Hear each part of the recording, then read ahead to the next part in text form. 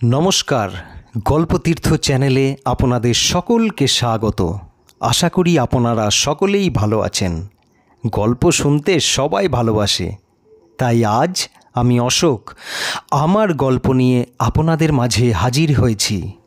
বাংলা সাহিত্যের মহান সাহিত্যিক তথা গল্পকারদের লেখা গল্পই এখানে শোনানো হয়। আজ আমরা শুনব প্রখ্যাত সাহিত্যিক প্রচেত গুপ্তর লেখা মাস্টার মশাই। শুরু হচ্ছে মাস্টার মশাই। ঘর থেকে বেরিয়ে ডাক্তারবাবু কাশ্যপকে কাছে ডাকলেন। তার কাঁধে হাত দিয়ে নিচু গলায় বললেন, তোমার বাবা আর বেশি দিন বাঁচবেন না কাশ্যপ। আত্মীয় স্বজনকে খবর দাও, তারা শেষবারের মতো এসে মানুষটাকে দেখে যাক। মাস্টারমশাইয়ের নিজের যদি কোনো শেষ ইচ্ছে থাকে সেটাও জেনে নিও, পূরণ করবার চেষ্টা করো। একটু থামলেন ডাক্তারবাবু, মাথা নামিয়ে দীর্ঘশ্বাস ফেললেন, বললেন, আর কি বলবো বলো, মানুষ চিরকাল বেঁচে থাকে না, তাকে একদিন চলে যেতেই হয়। ইচ্ছে করে না তবু যেতে হয়। মানুষ জন্মের এটাই সব থেকে বড় দুঃখ। মাস্টারমশাই শুধু তোমাদের বাবা নন, এই চাপাডাঙ্গা গ্রামের সকলের প্রিয় মানুষ, শ্রদ্ধার মানুষ। তার কত ছাত্র দেশে বিদেশে ছড়িয়ে আছে, কেউ ডাক্তার, কেউ ইঞ্জিনিয়ার, কেউ শিক্ষক বা গবেষক। তুমি দুঃখ করো না, এই সব মানুষের মৃত্যু হয় না, তারা ছাত্রদের মাঝখানে বেঁচে আছেন। আর কথা বাড়াতে পারলেন না ডাক্তারবাবু। শোকে তার গলা বুঁজে এলো, তিনি বেরিয়ে পড়লেন। কাশ্যপ চিন্তায় পড়ল। ডাক্তারবাবু বলে গেলেন, সময় আর বেশি নেই, সবাইকে খবর দিতে হবে, তারা বাবাকে শেষবারের মতো দেখে যাবে। কিন্তু কিভাবে খবর দেবে? আত্মীয় স্বজনদের ঠিকানা, ফোন নাম্বার সে কিছুই জানে না। দীর্ঘ 20 বছর বিদেশে রয়েছে, সিডনিতে চাকরি করে, বেশি আসতে পারে না, মাঝে মাঝে আসে। এবার এসেছে 3 বছর পর। বাবার শরীর খারাপ শুনে এসেছে, কারও সঙ্গেই তার প্রায় যোগাযোগ নেই। কাশ্যপ বহুবারই বাবাকে সিডনিতে নিজের কাছে নিয়ে যেতে চেয়েছিল, বাবাই রাজি হননি। কেন রাজি হননি কে জানে। কাশ্যপের মা মারা গেছেন অনেক দিন হয়ে গেল। গ্রামের এই ছোট্ট বাড়িতে উনি একাই আছেন। বাইরে যাওয়ার কথা শুনলে বলেছেন, অসম্ভব, এই বাড়ি এই গ্রামের সঙ্গে আমার নারীর যোগাযোগ, এসব ছেড়ে যেতে পারবো না। তাছাড়া ওই যে স্কুলটা দেখছিস, চাঁপাডাঙ্গা হাই স্কুল, ওখানে আমি 33 বছর মাস্টারি করেছি। এই স্কুল বাড়িটা দিনের মধ্যে একবার না দেখলে আমি বাঁচব না। অনেক বুঝিয়েও লাভ হয়নি। বাধ্য হয়ে হাল ছেড়ে দিয়েছে কাশ্যপ। কিন্তু এখন কি হবে? বাবার ঘরে এলো কাশ্যপ। মেঘনাদ সামন্ত চোখ বুজে খাটে শুয়ে আছেন। 81 বছরের বৃদ্ধ, গলা পর্যন্ত চাদরে ঢাকা, মাথাটা দুটো বালিশের ওপর উঁচু হয়ে আছে। কে বলবে মানুষটার আয়ু শেষ হয়ে এসেছে? মাথার ওপরের খোলা জানলা দিয়ে মুখে সকালের আলো এসে পড়েছে, ঝলমল করছে। যারা খুব ভালো মানুষ তাদের বেলাতে সম্ভবত এই রকমই হয়। মৃত্যুর ছায়া মুখে পড়তে পারে না, সবসময় ঝলমল করে। কাশ্যপ খাটের পাশে রাখা মোড়ায় বসল। মেঘনাদবাবুর গায়ে হাত রেখে বলল, বাবা, বাবা। মেঘনাদবাবু চোখ খুললেন। কিছু বলবি?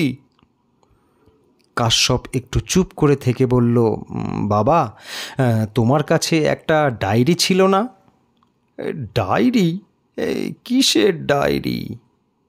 একটা ছোট বাঁধানো ডায়েরি, যেখানে বড় মামা, জেঠুমণি, নকাকা, ফুলমাসিদের ফোন নাম্বার, ঠিকানা সব লেখা ছিল। মেঘনাদবাবু দম টেনে বললেন, ওদের ফোন নাম্বার ঠিকানা দিয়ে কি হবে? কাশ্যপ একটু থমকে গেল। কি বলবে? কোনো মানুষকে কি বলা যায় তোমার সঙ্গে শেষবারের মতো দেখা করার জন্য সবাইকে খবর দেব? বলা যায় না। সে বলল, তোমার শরীরটা ভালো নেই, সেই খবরটাই বলবো। মেঘনাদবাবু হাসলেন। তার হাসি এখনও উজ্জ্বল। বললেন, কি হবে খবর দিয়ে? তারা আমাকে এই অবস্থায় দেখে দুঃখ পাবে। থাক, কাউকে খবর দিতে হবে না। কাশ্যপ মুহূর্তখানেক চুপ করে রইল। গাঢ় স্বরে বলল, তোমার যদি বিশেষ কারো সঙ্গে দেখা করতে ইচ্ছে করে তুমি বলতে পারো বাবা, আমি অবশ্যই যোগাযোগ করবার চেষ্টা করব। মেঘনাদ মাথা তুলে জানলা দিয়ে বাইরে তাকালেন। উদাস গলায় বললেন, যদি মনে আসে বলবো। দূরের কাউকে খবর দেওয়া না হলেও চাঁপাডাঙ্গা গ্রামের অনেকেই মাস্টারমশাইকে দেখতে এলো। আসাটাই স্বাভাবিক। মানুষটা এই গ্রামের জন্য কম করেননি। একদিন বিকেলে চাঁপাডাঙ্গা হাই স্কুলের মাস্টারমশাইরা সবাই দল বেঁধে এলেন। সঙ্গে এখনকার হেডমাস্টারমশাই বিশ্বম্ভরবাবু। মেঘনাদবাবু খুব খুশি হলেন। মানুষটা চাঁপাডাঙ্গা স্কুলের সঙ্গে জড়িত কাউকে দেখলেই খুশি হন। শিক্ষক, ছাত্র, কর্মচারী সবাইকে ভালোবাসেন। 20 বছরের বেশি হয়ে গেল উনি স্কুলের চাকরি থেকে অবসর নিয়েছেন, কিন্তু মন থেকে স্কুলকে সরাতে পারেননি। অবসর নেওয়ার পর উনি বহু দিন স্কুলে গিয়ে বিশেষ ক্লাস নিতেন। তার জন্য কখনো একটা পয়সাও নেননি। বিশেষ ক্লাসে অঙ্ক শেখাতেন। মেঘনাদ স্যারের কাছে অঙ্ক শেখার জন্য ছেলেরা উন্মুখ হয়ে থাকত। অঙ্কের মাস্টারমশাইরা সাধারণত রাগী হন, মেঘনাদবাবু ছিলেন একেবারে উল্টো। অঙ্কের জন্য কোনো ছাত্রকে তিনি কখনো বকাঝকা মারধর করেননি। তিনি বলতেন, অঙ্ক কঠিন লাগার আসল কারণ ভয়। যুগ যুগান্ত ধরে মাস্টারমশাইরা নিয়ম করে দিয়েছেন, অঙ্ক না পারলেই পিঠে বেত পড়বে। এই কারণেই ছেলেমেয়েরা ভয়ে সিঁটিয়ে থাকে, অঙ্কে পুরো মন দিতে পারে না। আমি এই নিয়ম মানি না। চাঁপাডাঙ্গা স্কুলের মাস্টারমশাইদের বসতে বলে মেঘনাদ সামন্ত বললেন, তোমাদের দেখে মনটা ভরে গেল। তোমাদের মধ্যে আমি নিজেকে দেখতে পাই। আমি চলে যাচ্ছি, তোমরা স্কুলটাকে প্রাণ দিয়ে রক্ষা করবে। বিশ্বম্ভরবাবু ভারী গলায় বললেন, ওভাবে বলবেন না মাস্টারমশাই, আপনাকে আমরা কোথাও যেতে দেব না। মেঘনাদ সামন্ত একটু শুকনো হাসলেন। বললেন, ঠিক আছে, ও সব কথা থাক। স্কুলের খবর বলো। খেলার মাঠটাকে ঠিক করা গেছে? ছেলেদের খাবার জলের জন্য আর একটা ডিপ টিউবওয়েল বসানোর কথা ছিল, সেটার কি হলো? মাস দুয়েক আগে শুনেছিলাম ক্লাস 9-10-এর বেঞ্চের অবস্থা মোটে ভালো নয়। মেরামত করেছো? নতুন কিনলেই তো ভালো হয়। মেঘনাদবাবুর কথায় স্কুলের মাস্টারমশাইরা অবাক হলেন। অসুস্থ অবস্থাতেও উনি স্কুলের ব্যাপারে এত খোঁজ খবর নিচ্ছেন, এত উৎসাহ দেখাচ্ছেন। বিশ্বম্ভরবাবু মাথা নামিয়ে বললেন, টাকা পয়সার টানাটানি চলছে। এতগুলো কাজ করতে 1,02,000 টাকা লাগবে। তাছাড়া ভেবেছিলাম একটা লাইব্রেরির ঘর বানাবো, কিন্তু সবটাই আটকে আছে। মেঘনাদবাবু চিন্তিত গলায় বললেন, তোমরা সরকারের কাছে আবেদন করছো না কেন? বিশ্বম্ভরবাবু বললেন, করেছি, এখনও কোনো সাড়া পাইনি। সেই আবেদনের চিঠি হারিয়ে গেছে কিনা তাও জানি না। আপনি তো জানেন মাস্টারমশাই, গাঁয়ের স্কুলের কথা সবার শেষে মনে পড়ে। মেঘনাদবাবু বললেন, ঠিকই বলেছ, আমার সময়েও এরকম সমস্যায় পড়তাম। একবার ক্লাস 8B-এর ক্লাসরুমের ছাদ দিয়ে বৃষ্টির জল পড়তে লাগলো। আমি সরকারের কাছে চিঠি পাঠালাম, ছাদ মেরামতের জন্য টাকা চাই। সেই টাকা এলো বর্ষা পেরিয়ে শীতের শেষে। আচ্ছা, তোমরা ব্যক্তিগত উদ্যোগে কিছু টাকা তুলতে পারো না? আমার সময়ে কিন্তু আমি ঘুরে ঘুরে স্কুলের জন্য টাকা তুলতাম। চাঁপাডাঙ্গা গ্রামের ধনী মানুষদের বাড়িতে যেতাম, অনেকেই টাকা দিত। দোতলাটা তো ওই টাকাতেই হয়েছিল। বিশ্বম্ভরবাবু হেসে বললেন, মাস্টার মশাই, সেই দিন আর নেই। এখন ধনী মানুষরা আর চট করে স্কুল টুলের জন্য টাকা পয়সা দিতে চায় না। টাকা থাকলে অন্য জায়গায় লাগায়, যাতে টাকা আরও বাড়ে। তাছাড়া চাঁপাডাঙ্গায় আর ধনী মানুষ কে আছে? যারা ছিলেন বাড়িতে তালা দিয়ে শহরে চলে গেছে।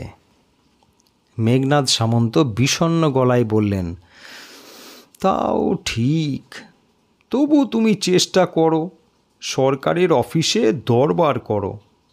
একটা ভালো লাইব্রেরি ছাড়া স্কুল কি করে চলবে?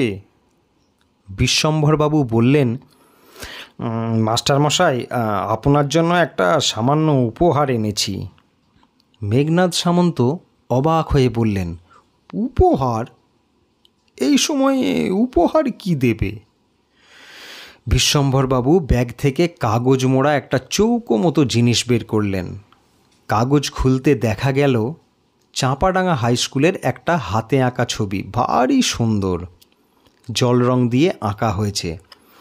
তবে ছবিটা বেশ কয়েক বছর আগের, সোনালি ফ্রেম দিয়ে যত্ন করে বাঁধানো হয়েছে। মেঘনাদ সামন্ত হাতে ছবিটা নিয়ে অস্ফুটে বললেন, বাহ, অপূর্ব। বিশ্বম্ভরবাবু উৎসাহ নিয়ে বললেন, মাস্টারমশাই, ছবিটা কার আঁকা আপনি কি বলতে পারবেন? ছবির গায়ে হাত বোলাচ্ছেন মেঘনাদবাবু, যেন পরম যত্নে তার সন্তানের গায়ে হাত বোলাচ্ছেন। বিড়বিড় করে বললেন, কার আঁকা? আমাদের স্কুলেরই এক ছাত্রের, আপনার সময় স্কুলে পড়তো। স্কুলের পুরনো কাগজপত্র পরিষ্কার করতে গিয়ে হঠাৎ পাওয়া গেছে, দোমড়ানো মোচড়ানো অবস্থাতে পাওয়া গেছে। মেঘনাদবাবু উজ্জ্বল চোখে বললেন, তাই নাকি? কি নাম? তীর্থঙ্কর রায়, ক্লাস 10-এ পড়তো। মেঘনাদবাবু চোখ বুজে মনে করার চেষ্টা করলেন। নিজের মনে মনে বললেন, তীর্থঙ্কর তীর্থঙ্কর তীর্থঙ্কর, ছবি আঁকতো, এখনই ঠিক মনে করতে পারছি না। চাঁপাডাঙ্গা স্কুলের ড্রয়িং স্যার জীবন চক্রবর্তী বসেছিলেন হেডমাস্টার মশাইয়ের পাশে। বললেন, মাস্টার মশাই, আর আপনাকে কষ্ট করে মনে করতে হবে না। খবর পেয়েছি সেই ছেলে আর এখন এদেশে থাকে না, বিদেশে গিয়ে খুব বড় আর্টিস্ট হয়েছে, ছবি আঁকার স্কুল খুলেছে। বিশ্বম্ভরবাবু বললেন, মাস্টার মশাই, আমরা কাশ্যপকে বলে যাচ্ছি সে যেন ছবিটা আপনার সামনে ওই দেয়ালে টাঙিয়ে দেয়, আপনি চোখ খুললেই দেখতে পাবেন। মেঘনাদবাবু ধীর গলায় বললেন, ভালো করেছো, খুব ভালো করেছো। এখন তো আর নিজে গিয়ে স্কুলটাকে দেখে আসতে পারি না, এই ভালো, যতদিন বাঁচব চোখ খুললেই দেখতে পাবো। তবে তীর্থঙ্করকে মনে করতে পারছি না, এত সুন্দর ছবি আঁকতো। এই ছেলেকে ভুলে যাওয়াটা আমার ঠিক হয়নি, খুবই অন্যায় হয়েছে। কাশ্যপের খুব ভালো লাগলো। বাবা কত আনন্দ নিয়ে মাস্টার মশাইদের সঙ্গে কথা বললেন, মনেই হচ্ছিল না মানুষটা অসুস্থ। আসলে ভালো লাগার বিষয় নিয়ে কথা বললে মানুষ কষ্ট ভুলে যায়। সে দরজা পর্যন্ত সবাইকে এগিয়ে দিল। বিশ্বম্ভরবাবুকে বলল, আপনারা যদি মাঝে মধ্যে আসেন খুব ভালো হয়। চাঁপাডাঙ্গা স্কুলের কাউকে দেখলে বাবা খুব খুশি হন। সন্ধেবেলা ছেলেকে কাছে ডাকলেন মেঘনাদ সামন্ত। আমার একটা ইচ্ছে আছে। কাশ্যপ বাবার মুখের ওপর ঝুঁকে পড়ে বলল, কী ইচ্ছে বাবা? আমি মৃত্যুর আগে আমার এক ছাত্রের সঙ্গে যোগাযোগ করতে চাই। কে? কাশ্যপ উৎসাহ নিয়ে বলল, তার নাম তীর্থঙ্কর, তীর্থঙ্কর রায়। ওই যে দেয়ালে ছবিটা দেখছো, ওটা তারই আঁকা। আমি তাকে মনে করতে পারছি না, এর জন্য আমি ভেতরে ভেতরে ছটফট করছি। যে ছেলে এত সুন্দর ছবি আঁকতো, তাকে আমি কেন ভুলে যাব? যে করেই হোক, তুমি তার সঙ্গে আমার একবার কথা বলিয়ে দাও। শুনলাম সেও তোমার মতো বিদেশে থাকে, আমেরিকা বা ইউরোপের কোনো শহরে। নিশ্চয়ই দেব বাবা। তুমি তার টেলিফোন নম্বর বা মেল আইডি দিতে পারবে? আমি ল্যাপটপ থেকে আজই তার সঙ্গে যোগাযোগ করে নিচ্ছি। ওসব কিছুই আমার কাছে নেই। এবার দেখো তুমি যদি কিছু পারো। এতটা কথা বলে মেঘনাদ সামন্ত হাঁপিয়ে উঠেছেন। তিনি চোখ বুজলেন। চিন্তিত মুখে কাশ্যপ বলল, ঠিক আছে, দেখছি। কাশ্যপ মনে মনে প্রতিজ্ঞা করল, যে করেই হোক তীর্থঙ্কর রায়কে বাবার সঙ্গে যোগাযোগ করিয়ে দেবে। তার মেল আইডির সন্ধান পেলে আর সমস্যা হবে না। আধুনিক প্রযুক্তিতে তো এটাই সবথেকে বড় সুবিধে। পৃথিবীটা হাতের মুঠোয় এসে গেছে। কাশ্যপ রাতের খাওয়া সেরে ল্যাপটপ খুলে বসল। আর্টিস্ট তীর্থঙ্কর রায় লিখে সার্চে ক্লিক করতেই 156 জন তীর্থঙ্কর রায়ের তালিকা ভেসে উঠল পর্দায়। সকলেই শিল্পী। এর মধ্যে বাবার ছাত্র কোনজন? জানতে হলে সকলের পরিচয় ঘাঁটতে হবে। 156 জনের পরিচয় দেখা কঠিন বিষয়। তার ওপর আর একটা সন্দেহ আছে, সেই তীর্থঙ্কর রায় কি চাঁপাডাঙ্গার কথা লিখবে?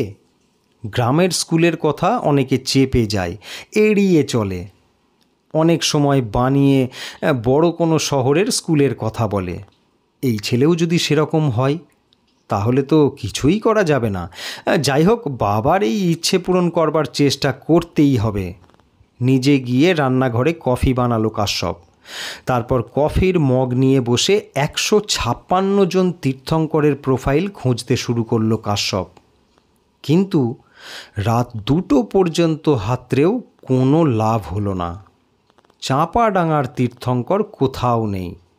যদি থেকেও থাকে, সে চাঁপাডাঙ্গার নাম গোপন করেছে। কাশ্যপ হতাশ। এতটা এগিয়েও লাভ হলো না। বাবার ইচ্ছেটা মেটানো গেল না। খানিকটা রেগেই কাশ্যপ এবার একটা কাণ্ড করল। নিজে একটা বার্তা লিখল, তারপর সেন্ড করে দিল 156 জন শিল্পী তীর্থঙ্কর রায়ের কাছে। ইংরেজিতে লেখা সেই বার্তার মানে এরকম: নমস্কার, আমার নাম কাশ্যপ সামন্ত। আমার বাবার নাম মেঘনাদ সামন্ত। তিনি পশ্চিমবঙ্গের এক গ্রামে থাকেন। সেই গ্রামের নাম চাঁপাডাঙ্গা। একসময় আমার বাবা চাঁপাডাঙ্গা হাই স্কুলের প্রধান শিক্ষক ছিলেন। সেই সময় ক্লাস 10-এর এক ছাত্র খুব সুন্দর ছবি আঁকত। সেই জল রং দিয়ে স্কুলের একটা ছবিও এঁকেছিল। সম্প্রতি সেই ছবিটি স্কুলের পুরনো কাগজপত্রের ভেতর থেকে উদ্ধার করা গেছে। ছেলেটি নাকি এখন একজন বড় শিল্পী, বিদেশে আছে, কিন্তু বাবা কিছুতেই তাকে মনে করতে পারছেন না। আমার বাবা অসুস্থ, মৃত্যুশয্যায়। তার খুব ইচ্ছে ছেলেটির সঙ্গে তার একবার যোগাযোগ হোক। তার ঠিকানা, ফোন নম্বর, ইমেল আইডি আমরা কিছুই জানি না। আমি আপনার কাছে এই বার্তাটি পাঠাচ্ছি কারণ সেই ছেলের নামও আপনার মতো তীর্থঙ্কর রায়। আপনি যদি চাঁপাডাঙ্গার তীর্থঙ্কর রায় হন, তাহলে দয়া করে আমার মেলে খুব তাড়াতাড়ি জবাব পাঠান। আমি টেলিফোনে বা কম্পিউটারে বাবার সঙ্গে আপনার একবার কথা বলিয়ে দেব। একজন মৃত্যু পথযাত্রী মাস্টার মশাইয়ের শেষ ইচ্ছার কথা ভেবে আশা করি আপনি নিশ্চয়ই সাড়া দেবেন। আমি এখন চাঁপাডাঙ্গায় বাবার কাছেই আছি। আমার মোবাইল ফোন নম্বর সঙ্গে দিয়ে দিলাম। 1 দিন, 2 দিন, 3 দিন কেটে গেল। কাশ্যপ রোজই কম্পিউটারে তার মেল চেক করে। না, কোনো জবাব নেই। এদিকে মেঘনাদবাবুর অবস্থার অবনতি হয়েছে। শনিবার শরীরটা বেশি খারাপ হলো। কাশ্যপ বসেছিল পাশে। দরজায় কড়া নাড়ার শব্দ। কে এলো? গ্রামের কেউ বাবার খবর জানতে এসেছে। হতে পারে শুধু সকালে কেন, কেউ কেউ রাত করেও খবরাখবর নিতে আসে। কাশ্যপকে বলে যাই, কোনো চিন্তা করবে না, যত রাতই হোক দরকার হলেই আমাদের ডাকবে। নিশ্চয়ই সেরকম কেউ। কাশ্যপ উঠোন পেরিয়ে গিয়ে দরজা খুলল। খুলে চমকে গেল, না, গ্রামের কেউ নয়। লম্বা চওড়া চেহারার একটি ঝকঝকে ছেলে দাঁড়িয়ে আছে, প্রায় তারই বয়সী। ধোপদুরস্ত শার্ট প্যান্টে ঝলমল করছে। পিছনে বাড়ির বাইরে দাঁড়িয়ে থাকা একটা চকচকে বড় গাড়িও দেখা যাচ্ছে। বোঝাই যাচ্ছে যুবক এই গাড়িতে এসেছে। কাশ্যপ জিজ্ঞাসু চোখে তাকালো। ছেলেটি হাত বাড়িয়ে বলল, আপনি নিশ্চয়ই কাশ্যপ? আমি তীর্থঙ্কর রায়, আপনার বাবার ছাত্র। মাস্টারমশাই কেমন আছেন? কাশ্যপ প্রায় লাফিয়ে উঠল। ইচ্ছে করলো ছেলেটিকে জড়িয়ে ধরতে, তার মুখের কথা জড়িয়ে গেল। আপনি আপনি তীর্থঙ্কর? উফ, আপনাকে যে কিভাবে খুঁজছি। তীর্থঙ্কর সামান্য হাসল, বলল, আর খুঁজতে হবে না, আমি এসে গেছি। আপনার মেল পেয়েছি। মনটা খুব খারাপ হয়ে গেল। মাস্টারমশাইয়ের কাছে আমি যে কতখানি কৃতজ্ঞ উনি নিজেও জানেন না। উনি না থাকলে আমি আজ শিল্পী হতে পারতাম না। সকালে কলকাতা থেকে নিজে গাড়ি চালিয়ে চলে এলাম। তবে আমার হাতে সময় খুব কম। ধন্যবাদ। বাবার শরীরটাও খুব খারাপ, আর কতদিন বাঁচবেন জানি না। আপনি যদি দেরি করে ফেলতেন তাহলে হয়তো দেখাই হতো না। কাশ্যপ আর কথা বাড়ালো না, তীর্থঙ্করকে বাবার কাছে নিয়ে গেল। মেঘনাদ সামন্ত চোখ খুললেন। কাশ্যপ ঝুঁকে পড়ে বলল, বাবা, দেখো কে এসেছে, তোমার সেই ছবি আঁকিয়ে ছাত্র তীর্থঙ্কর। দেখো তো চিনতে পারো কি না। মেঘনাদ সামন্ত চিনতে পারলেন না। তিনি জড়ানো গলায় বিড়বিড় করে বললেন, কেন এমন হচ্ছে? কেন আমি তোমাকে চিনতে পারছি না? তীর্থঙ্কর মেঘনাদ সামন্তর হাতটা ধরে বলল, সেটাই তো স্বাভাবিক মাস্টারমশাই, আপনার তো চিনতে পারার কথা নয়। অনেক বছর আগের কথা, আমার চেহারাও অনেক বদলে গেছে। তখন আমি হাফ প্যান্ট পরতাম, স্কুলের ইউনিফর্ম, কালো প্যান্ট, সাদা শার্ট। বালিশে শুয়েই আক্ষেপে মাথা নাড়লেন মেঘনাদ সামন্ত। বললেন, সে তো সবাই পড়তো, তবু তো অনেক ছাত্রকে চিনতে পারি। তোমার মতো একজন গুণী ছেলের কথা আমার অবশ্যই মনে থাকা উচিত ছিল। আমার খারাপ লাগছে। তীর্থঙ্কর তার মাস্টারমশাইয়ের কপালে হাত রাখল, বলল, যাদের সঙ্গে আপনার নিয়মিত যোগাযোগ আছে তাদের হয়তো চিনতে পারেন। আপনি দুঃখ পাবেন না। আপনার আমাকে মনে না থাকুক, আমার তো আপনাকে মনে আছে। মনে আছে ভূগোল ক্লাসে পড়া না শুনে ম্যাপ খাতার পাতায় ছবি আঁকছিলাম, স্কুলের ছবি। ভূগোলের মাস্টারমশাই ধরে ফেললেন, রেগে আগুন। কান ধরে নিয়ে গেলেন হেডমাস্টার মশাইয়ের ঘরে। আপনি ছবি দেখে কটমট করে আমার দিকে তাকালেন, বললেন, সঙ্গে রং তুলি এনেছিস? আমি কাঁদো কাঁদো গলায় বললাম, না, রং কেনার পয়সা নেই। আপনি বললেন, ঠিক আছে, আমি রং কিনে আনাচ্ছি। আমি দারুণ ভয় পেয়ে গেলাম।